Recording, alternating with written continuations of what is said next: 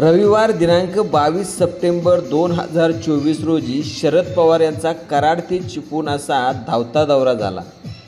या दौऱ्यावेळी प्रत्येक ठिकाणी शरद पवार यांचे जंगी स्वागत करण्यात आले असून कार्यकर्त्यांनीही मोठ्या संख्येने उपस्थिती दर्शवली होती।